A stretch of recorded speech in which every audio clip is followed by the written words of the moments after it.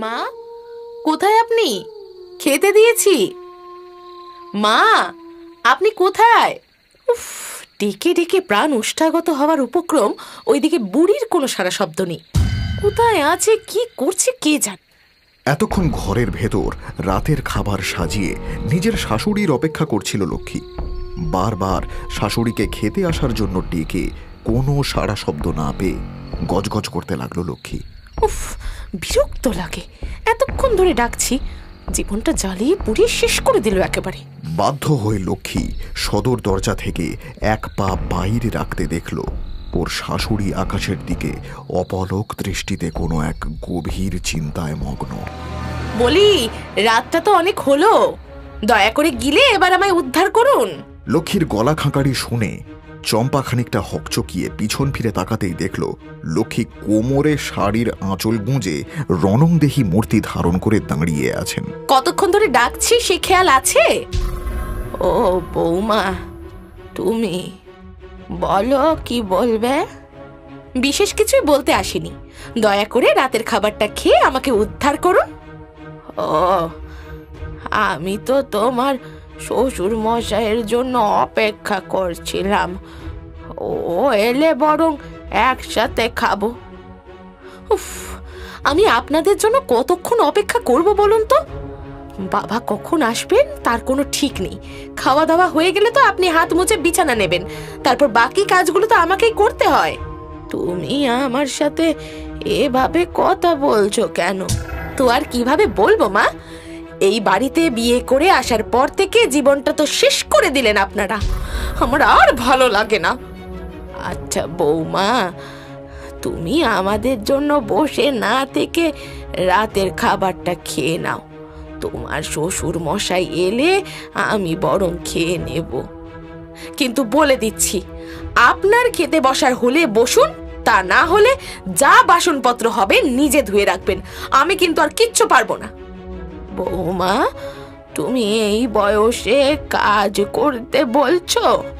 তো আপনি সংসারে কোন কাজটা করেন শুনি? সারাদিন তো বসে বসে চারবেলা গেলা আর ঘুমানো ছাড়া সংসারের কুটোটি তো নেড়ে দেখেন না। ভুলে যেও না বৌমা, এক সময় এই নিজের হাতে আমি পুরো সংসারটা সামলেছি। আমার এত কিছু শোনার কোনো দরকার নেই।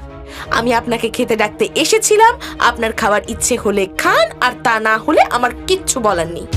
শাশুড়ি বৌমার উত্তপ্ত কথোপকথনের মাঝে খানিকটা বিরক্তি প্রদান করল দরজায় টোকা পড়ার শব্দ।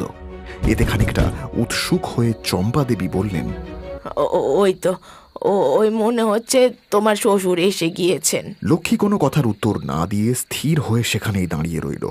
বৃদ্ধা চম্পা দেবী দরজার খিল খুলে দিতেই তড়িঘড়ি একজন বৃদ্ধ লোক ঘরে প্রবেশ করল। লোকটির বয়স আনুমানিক 70, পরনে একটি লাল ধুতি ও গলায় রুদ্রাক্ষের মালা। মাথার চুল ও গালের দাড়িতে কালের নিয়মে পাক ধরেছে। ললাট জুড়ে ফুটে উঠেছে বলি রেখার ছাপ। কি গো, এত দেরি হলো যে? একটা ছোট্ট কাজে এসেছি, বিরক্ত করবে না। কি এমন কাজে এসেছো যার জন্য দুটো কথা বলা যাবে না? আর আর তোমার চোখগুলো এমন লাল হয়েছে কেন? তাতে তোমার কি? আমার চোখ আমি ঠিক বুঝে নেব, সে নিয়ে তোমাকে এত মাথা ঘামাতে হবে না। 3 কাল গিয়ে 1 কালে ঠেকেছে। আমি চিন্তা করব না তো অন্য কেউ চিন্তা করবে? আচ্ছা, ইন্দু কোথায়? ওকে তো দেখতে পাচ্ছি না। ও কখন কে ঘুমিয়ে পড়েছে। বৌমা তোমার জন্য অপেক্ষা করে করে এতক্ষণে খেতে বসেছে। এত সময় আমার নেই, ওই একটা কাজে এসেছি, কাজ হয়ে গেলে চলে যাব। তুমি ওদিকে কোথায় যাচ্ছ? ইন্দুর কাছে, আমি ওকে আমার সাথে করে নিয়ে যাব। কাজকর্ম নেই, সারাদিন লোকের বাড়িতে ভূত ছাড়িয়ে বেড়ানো। আমি আমার মেয়েকে কোথাও যেতে দেব না। আপনার যা ভালো মনে হয় আপনি করে নিন। লক্ষ্মীর কথা শুনে হরনাথ প্রচণ্ড রেগে লক্ষ্মীকে হাত দিয়ে ঠেলা দিতেই খানিকটা দূরে গিয়ে পড়ল লক্ষ্মী। তোমার কি মাথা খারাপ হয়ে গেল নাকি? বৌমার গায়ে হাত দিলে? বেশ করেছি, প্রয়োজন পড়লে আবারও করব। ছি ছি ছি ছি ছি, তোমার এত অধঃপতন হয়েছে। চম্পার কথায় কোনো রকম কর্ণপাত না করে হরনাথ ইন্দুর বিছানার সামনে গিয়ে ঘুমন্ত বছর সাতেকের ইন্দুকে কোলে তুলে দরজার দিকে এগোতেই পথ আটকে দাঁড়ালো চম্পা। আমার পথ থেকে সরে যাও, নাহলে কিন্তু খুব খারাপ হবে। আমার প্রাণ থাকতে আমি এই পথ ছাড়বো না। দিদি ভাইকে এক্ষুনি বিছানায় শুইয়ে। তারপর কোনো দিকে না তাকিয়ে ঘুমন্ত ইন্দুকে কোলে তুলে সোজা দরজা দিয়ে বেরিয়ে যেতেই টুকরে কেঁদে উঠল লক্ষ্মী। ইন্দু, আমার ইন্দুকে এক্ষুনি আমার কাছে এনে দিন। কোথায় নিয়ে গেলেন উনি আমার ইন্দুকে? আমি জানি না বৌমা, আমি সত্যি জানি না। আপনারা কি ঠিক করে নিয়েছেন যে আমাদের একটুও শান্তি দেবেন না? আমি কি করব বলো বৌমা? তোমার শ্বশুর মশাইকে অনেকবার বলেছি এত বয়স হয়েছে এসব ওঝাগিরি ছেড়ে দাও, তা না। তা শুনবেন কেন? অন্যের ঘর বাঁচিয়ে নিজের ঘরে অশান্তি ডেকে আনাটাই তো ওনার ধর্ম। আমার মেয়েটার যদি কোনো ক্ষতি হয় তাহলে কিন্তু আমার চেয়ে খারাপ আর কেউ হবে না। শাশুড়ি ও বৌমার বাকবিতণ্ডার পারদ যখন চরমে, তখন বিধ্বস্ত অবস্থায় এক সত্তরোর্ধ্ব বৃদ্ধ সদর দরজা দিয়ে ঘরের ভেতরে প্রবেশ করতেই চম্পা দেবী ও লক্ষ্মী দুজনেই ঝগড়া থামিয়ে সেই বৃদ্ধটিকে প্রশ্ন করল, আপনি একা ফিরিলেন যে? ইন্দু কোথায়? তাই তো, বৌমা তো ঠিক কথাই বলছে। আমাদের দিদি ভাই কোথায়? এসব কি কথা বলছো? এত রাতে তো দিদিভাই ঘরেই থাকবে, আবার কোথায় যাবে? আপনার মাথা ঠিক আছে? কি উল্টোপাল্টা কথা বলছেন এগুলো? একটু আগেই তো আপনি আমাকে ধাক্কা দিয়ে ফেলে ও মাকে পা দিয়ে আঘাত করে ইন্দুকে ঘুম থেকে তুলে জঙ্গলের দিকে নিয়ে চলে গেলেন। আর এখন আপনি এসে বলছেন যে ইন্দু কোথায়? তোমরা কি বলছো? আমি তোমাদের আঘাত করেছি? হ্যাঁ হ্যাঁ, আঘাত করেছো। তোমার কি বুড়ো বয়সে ভীমরতি ধরলো নাকি? যাও যাও, তাড়াতাড়ি গিয়ে আমার দিদি ভাইকে নিয়ে এসো। তোমরা আমার কথায় বিশ্বাস করো, আমি এই মাত্র ভিটে ফিরছি। আর আমরা যেটা চোখে দেখলাম সেটা কি মিথ্যে? আমি আমার মৃত ছেলের নামে দিব্যি কেটে বলছি, আমি ইন্দু দিদি ভাইকে কোথাও নিয়ে যাইনি। তুমি যেমন করে পারো ওকে খুঁজে আনো। কোথায় নিয়ে গেলেন আপনি আমার মেয়েটাকে? বৌমা বিশ্বাস করো, আমি সত্যি বলছি, আমি ইন্দুকে নিয়ে কোথাও যাইনি। আমি তো এই মাত্র ভিটে ফিরছি। তখন তো আমি হারানদের ভিটে ছিলাম। তুমি যদি এখন ভিটে ফেরো তাহলে তার আগে হুবহু তোমার মতো দেখতে কে এসেছিল? এটা তো আমিও বুঝতে পারছি না যে আমার ছদ্মবেশে আমারই ভিটে এসে আমার এত বড় সর্বনাশ করলো কে। যে এই ক্ষতি করেছে তাকে আমি ছাড়বো না। আমি আপনাকে এক ফোঁটাও বিশ্বাস করি না। নিজের ছেলেটাকে তো খেয়ে আমার সধবার সাজ সিথির সিঁদুর সব কেড়ে নিয়েছেন। এবার নজর পড়েছে আমার মেয়েটার দিকে, তাকেও আপনি। বিনা দোষে তার দিকে আঙুল তুলছেন তাঁরই স্ত্রী ও পুত্রবধূ। সেই সাথে তার মনে একটা প্রশ্ন উঁকি দিল, কে এমন হতে পারে যে তাঁরই ভিটেতে তাঁরই ছদ্মবেশে এসে তার ছোট্ট নাতনিকে অপহরণ করে নিয়ে চলে গেল? কি ভাবছেন? এরপর কি সাফাই দেবেন? ছি, এত কিসের লোভ আপনার? আমি জানি আমি এখন যা কিছুই বলবো সেটাই এখন তোমাদের মিথ্যে মনে হবে। আমি আবারও এক কথাই বলবো, এর আগে আমি ভিটে আসিনি। এতক্ষণ তো আমি মাছপাড়ার হারানের ভিটেতে ছিলাম, ওই তো আমাকে পৌঁছে দিয়ে গেল। আপনি একটা ঠগ, জোচ্চোর, প্রতারক। নিজের স্বার্থের জন্য নিজের নাতনিটাকে ব্যবহার করতে দুবার ভাবলেন না? ছি ছি ছি ছি ছি ছি। বোমা একটু ঠিক করে কথা বলো, আমি তোমার গুরুজন। নিজেকে নির্দোষ প্রমাণ করতে চাইলে এক্ষুনি আমার মেয়েকে এনে দিন। নিজেকে নির্দোষ প্রমাণ করতে বদ্ধপরিকর বৃদ্ধ হরনাথ কি করণীয় বুঝতে না পেরে মাথায় হাত দিয়ে মেঝেতে বসেছিল। এমন সময় হারান এসে উপস্থিত হয় সদর দরজার সামনে। কিন্তু ঘরের মেঝে তিনজনকে মাথায় হাত দিয়ে বসে থাকতে দেখে সে প্রশ্ন করে, কি হয়েছে কাকা? তোমরা সবাই এভাবে মাথায় হাত দিয়ে বসে আছো কেন? হারানের কথা শুনে মাথা তুলে তাকালেন হরনাথ। তারপর শটান মেঝে থেকে উঠে হারানের হাত ধরে বললেন, তুই ঠিক সময় এসেছিস বাবা, তোর কথাই ভাবছিলাম। কিন্তু তোমরা এভাবে বসে আছো কেন? মানে কি হয়েছে? তুই ওদের বল না বাবা, আমি এতক্ষণ কোথায় ছিলাম। কোথায় আবার থাকবে? তুমি তো এতক্ষণ আমার ভিটেতেই ছিলে। শুনলে তোমরা? কিন্তু ঘটনাটা কি হয়েছে আমাকে একটু খুলে বলো না। আর চুপ করে থাকতে না পেরে অশ্রু সিক্ত কণ্ঠে লক্ষ্মী সমস্ত ঘটনা হারানকে বিস্তারিত বর্ণনা করার পর সবটা শুনে হারান বলল, ব্যাপারখানা গন্ডগোলে লাগছে। আচ্ছা কাকা, আমি এরা কথা জিজ্ঞেস করতে পারি? বল কি বলবি? তোমার মুখে প্রায় শুনেছি যখন তুমি কারোর বাড়িতে ভূত ছাড়াতে যাও তখন নাকি সবার প্রথম নিজের ভিটে গৃহবন্ধ দিতে হয়, না হলে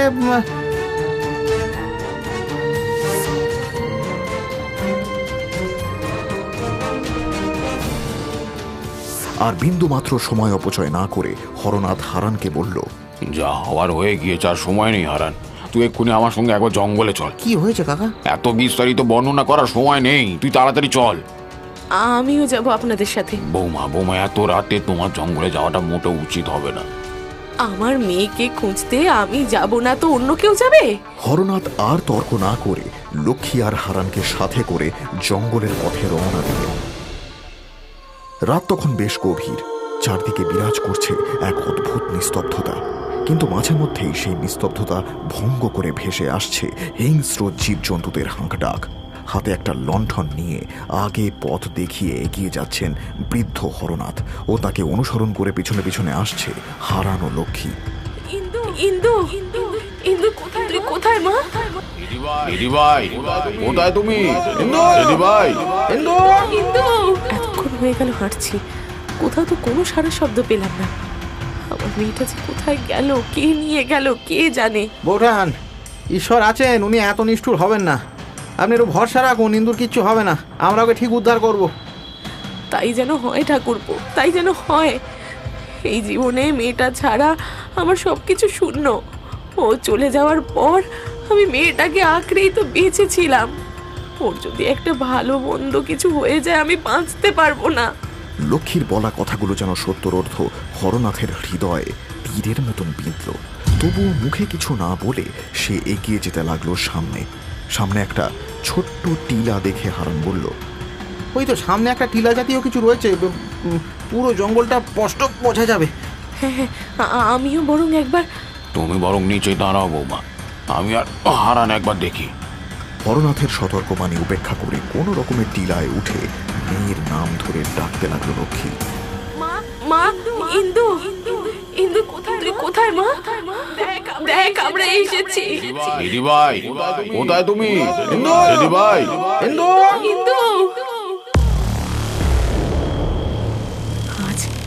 আজ শুধুমাত্র আপনার জন্য আমার মেয়েটার এমন অবস্থা। আপনার ওই ওঝাগিরি আমার জীবনটাকে চিরতরে শেষ করে দিল। প্রথমে নিজের ছেলেটাকে খেয়েছেন, আর এখন নজর পড়েছে আমার মেয়ের দিকে। তারপর আমাকেও খেয়ে নিন। দুই বুড়ো বুড়িতে মিলিয়ে মহা আনন্দে রাজত্ব করুন।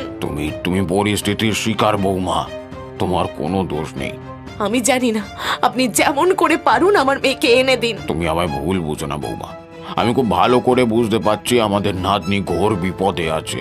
তাহলে কি করবো এখন? তোরা ফিরে যা, আমি আগে যাচ্ছি। দাদা, তা হয় নাকি? গভীর জঙ্গলে আমরা তোমাকে একা ছেড়ে যাব না। ঠিক আছে, তাহলে তোরাও আয়, কিন্তু খুব সাবধানে।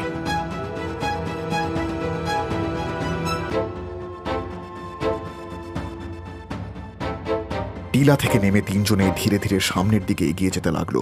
এমন সময় ওরা দেখতে পেল জঙ্গলের মাঝখানে স্থিত কমলা দিঘির জলে কিছু একটা ভাসছে। দূর থেকে সেটা খুব স্পষ্ট বোঝা না গেলেও কাছে গেলেই ওরা দেখলো একটা দেহ জলে ভাসছে। কাকা, মনে হচ্ছে কিছু একটা ভাসছে, বুঝলে? মনে হচ্ছে কারণ মৃতদেহ। তাই তো দেখছি, অপেক্ষা কর, আমি বরং। আরে দেখ, করছোটা কি? তুমি এই বয়সে ঠান্ডা জলে নামবে নাকি? আমি দেখে আসছি। ঠিক আছে, কিন্তু সাবধানে। সময় অপচয় না করে হারান সঙ্গে সঙ্গে জলে ঝাঁপ দিয়ে দেহটিকে কোলে তুলে পাড়ে উঠে আসতেই সকলের মুখের রং মুহূর্তের মধ্যে ফ্যাকাশে হয়ে গেল। হিন্দু, আবার কি সর্বনাশ হলো? ঈশ্বর, কোন পাপের শাস্তি তুমি আমায় দিলে? ওর দিদিভাই, ওঠ, আমি এসেছি, দেখ একটিবার চোখ মেলে তাকা দিদিভাই। শান্ত হও লক্ষ্মী, শান্ত হও। তোমার যে ক্ষতি হয়েছে তার ক্ষতিপূরণ দেওয়ার সাধ্য কারণ নেই, কিন্তু তোমাকে এটা মানতে হবে যে নিয়তির উপরে কারোর হাত নেই। কিন্তু মোড়ল মশাই, আমাদের সবার প্রশ্ন তো এই কাজটা হরনাথ না করলে কে করেছে? ওটাই তো সব থেকে বড় প্রশ্ন। কিন্তু হারান তো বললো গতকাল সন্ধ্যায় নাকি হরনাথ কাকা ওর ভিটেতেই ছিল, কিন্তু যদি হরনাথ হারানের ভিটে থাকে তাহলে ব্যাপারটা তো আরো গোলমেলে হয়ে যাচ্ছে, তাই না? যাই হোক, যা হয়েছে সেটা ভীষণই দুঃখজনক, আর তার উপর তো আমাদের কারোর হাত নেই। তাই দেহটাকে দাহ না করে তাকে সমাহিত করা হোক। এরপর গ্রামবাসীরা মোড়লের মত সমর্থন করে ইন্দুর মৃতদেহটা কাঁধে তুলে শ্মশানের দিকে এগোতে লাগলো, আর পিছনে পড়ে রইল অসহায় এক মায়ের কান্না। হারান ও হরনাথের সাথে গ্রামবাসীরা শ্মশানে পৌঁছে মাটি খুঁড়ে দেহটাকে মাটিতে সমাহিত করে ফিরে এলো যে যার ভিটে।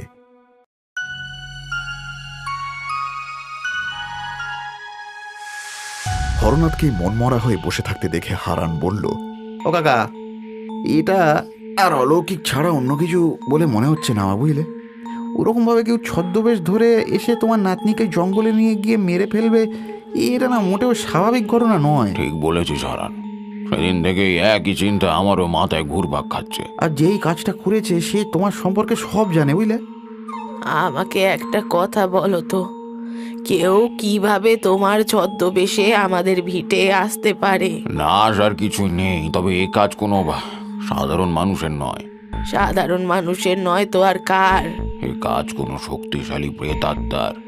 আমি ঠিক বুঝলাম না। তাহলে শোনো, সেদিন যখন হারান আমায় বাড়ি ডাকতে এসে বলল ওর মেয়েকে নাকি ভূতে পেয়েছে, কেমন একটা অদ্ভুত আচরণ করছে, এসব শুনে আমি তড়িঘড়ি ওর সাথে বেরিয়ে যাই। কিরে, ওটা রাখতে গিয়েছিলি বুঝি? কিন্তু ও যা আমার কিছু করতে পারবে না, কিছু না। মালতী, মালতী। এই মুখ পোড়া, তুই আবার চলে এসেছিস? যা, চলে যা এখান থেকে, না হলে তোর বংশে বাতি দেওয়ার কেউ থাকবে না। কে তুই? বল কেন এসেছিস এখানে? আমি খালাসক, চিনতে পারছিস আমায়? তোকে আবার চিনতে পারবো না। যাই হোক, এই মেয়েটার শরীরটা এখনই ছেড়ে দে, না হলে কিন্তু ফল খুব খারাপ হবে। ছাড়বো না তো কি করবি রে অটকুড়ের বেটা? আমি তোর চেয়ে অনেক বেশি শক্তিশালী, এই মন্ত্র আমার উপরে কোনো প্রভাবই ফেলবে না। কে বেশি শক্তিশালী সেটা তো সময় বলবে কালাশোক। এবার তোকে মজা দেখাচ্ছি। সর্ষে পোড়া গায়ে দিলে কত ধানে কত চাল।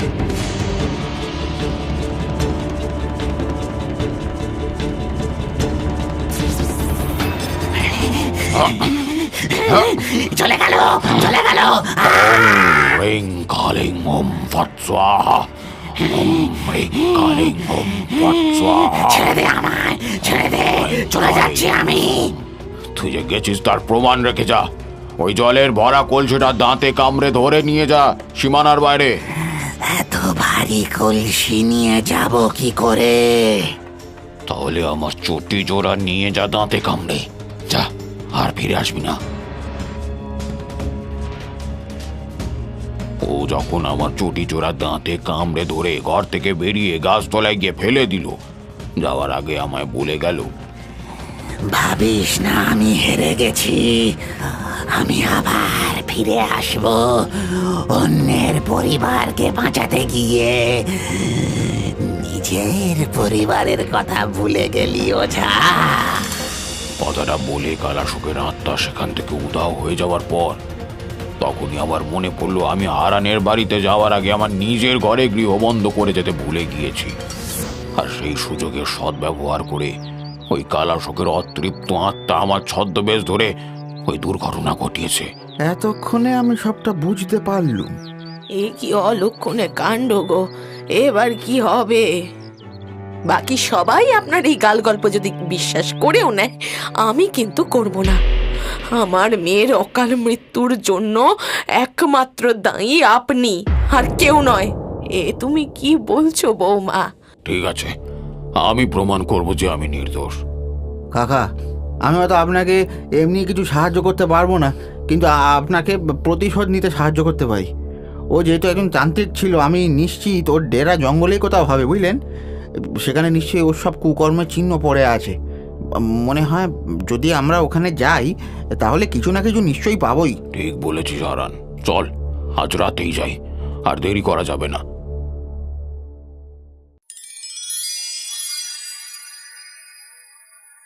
দুজনে লণ্ঠন হাতে গভীর জঙ্গলের পথে রওনা দেয়।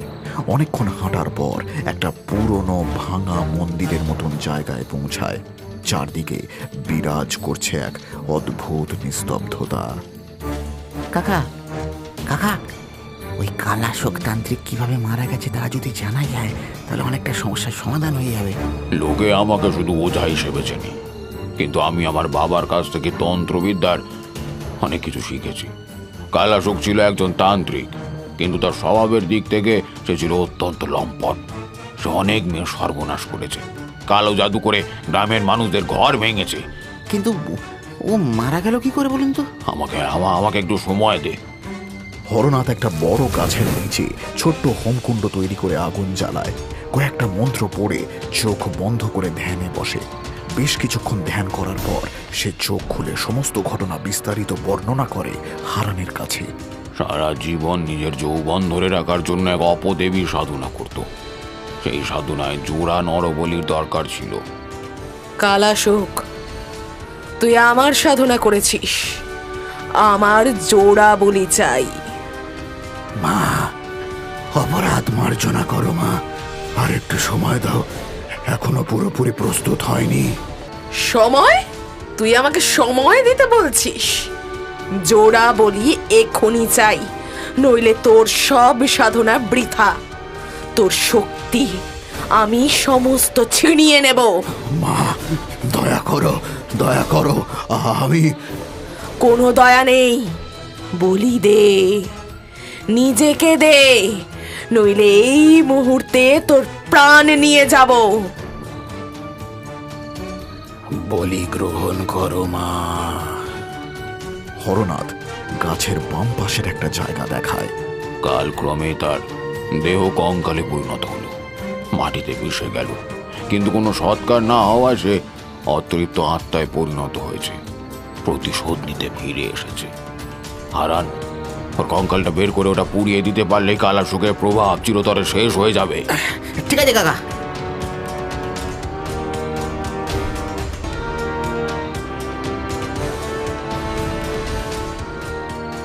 আগুনের লেলিহান শিখায় কালাশোকের হাড়গোড় ছাই হয়ে যাওয়ার সাথে সাথেই যেন কালাশোকের অশুভ ছায়া গ্রাম থেকে চিরতরে বিদায় নিল। পূর্ব আকাশে আজ আবার নতুন সূর্য উঠল। পৃথিবীর শূন্য কোল আর পূর্ণ হল না। হরনাথ প্রমাণ করলেন তিনি নির্দোষ, কিন্তু সেই সত্য প্রতিষ্ঠার মূল্য দিতে হল আদরের নাতনি ইন্দুর প্রাণ দিয়ে। এক বুক দীর্ঘশ্বাস সঙ্গী করে বেঁচে রইল 3টি প্রাণ।